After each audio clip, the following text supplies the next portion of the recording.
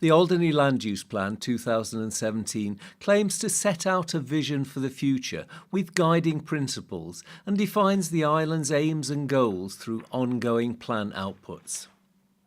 In this, the second of 3 informal interviews, the island's planning officer, John Young, discusses the ways in which the new land use plan will impact on the island's infrastructure and its community.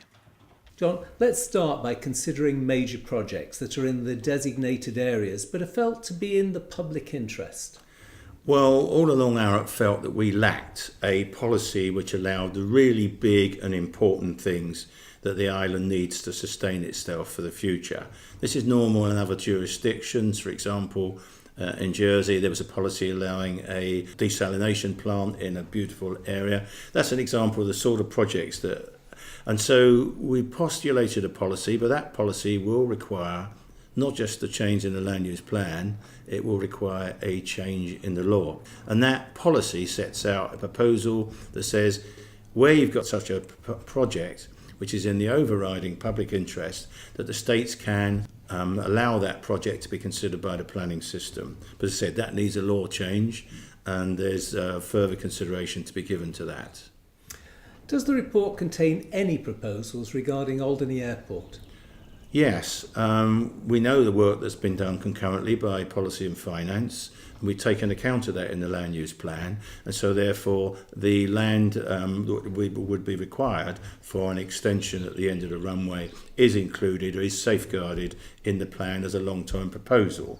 Equally, the land to the north of the existing terminals also needs to be safeguarded for changes which possibly be made for new terminal buildings and so on. So that is a clear proposal. I believe the land use plan also makes specific proposals regarding Alderney Railway.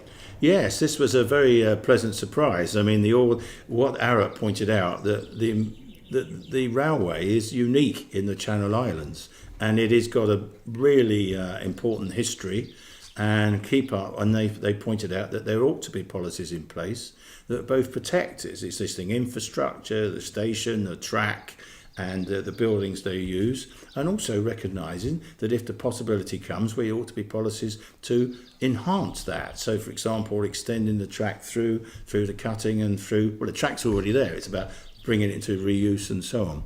And so the plan is very positive towards protecting and enhancing the future of the Alderney Railway, which is important for Alderney's tourism.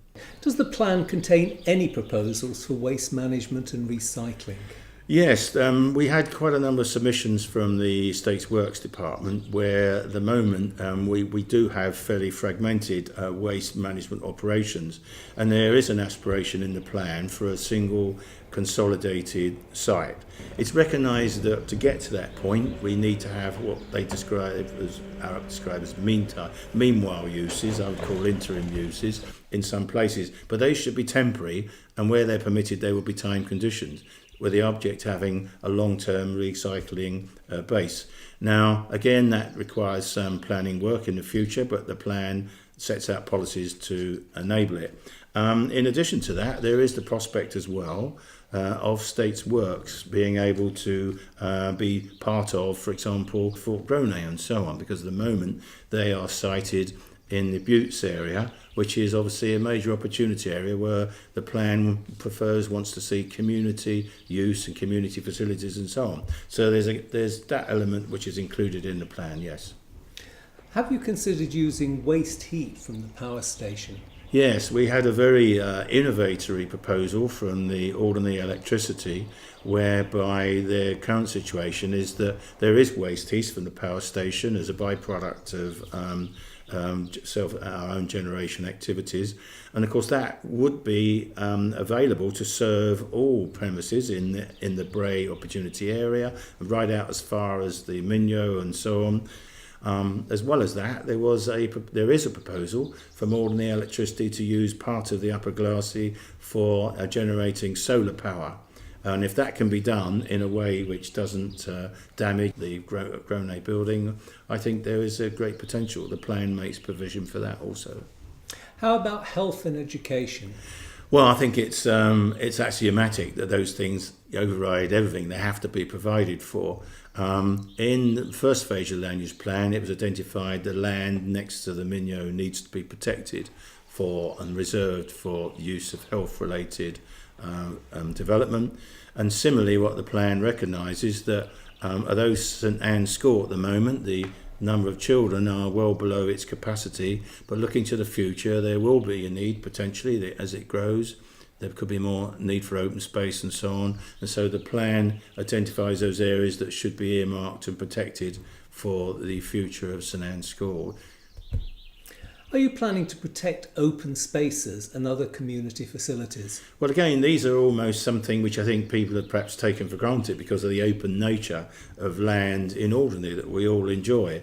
But nonetheless, I think it's important that there is both the designation of those areas of land as protected open space for recreation and community use, particularly children's play space, where of course there is a need to ensure that there's more of that.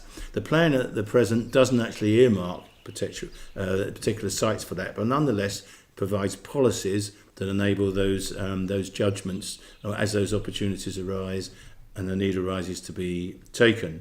And of course it also allows for where we have recreational use for a kind of modest degree of associated development to help that function to operate properly. Finally, please summarise the plan's proposals for housing here in Alderney. Well, first of all, there is no change to the long-standing policy that there will be no new dwellings created or permitted in the designated area. That seems to be fundamentally behind a decision in 1968 taken by all members at the time to protect Alderney's green zone, and that's worked very successfully. The good news is all the future housing needs we believe can be accommodated within the existing building area by more efficient use of that available land, and there is the capacity for about 140 dwelling units in the next 5 years there. Some of that will be subdivision. There's an important point about the mix. We do need housing for older residents, and it's important that's in the right place. So the policies in there will encourage, for example, those sort of units to go in the town area where there is the facilities for people with perhaps less mobility and independence than they previously had. So I think there's some very comprehensive policies for housing in Alderney. There is a very new proposal which is defined as a reserve policy. If it becomes necessary and circumstances that warrant it, it's proposed that there will be a planning condition placed on new dwelling units, which means at least a minimum occupancy of 180 days a year. That's a very new provision. It's known as, I think in the UK, as the St Ives provision, and it's there as a precaution to, if ever the situation arose that all of our housing land became used up for second home, which with low occupancy, it's there to deal with that situation if it arises. The land use plan is open for public consultation until the 14th of August 2017. Representations and objections to the plan in writing or email will be submitted to the planning inspector. Subsequently, a planning inquiry will be held here in Alderney from the 4th to the 20th of September, after which time Mr Michael Hurley, an independent planning inspector, will submit his report to the BDCC. Finally, the States will need to approve the Alderney Land Use Plan 2017 in its current or modified form.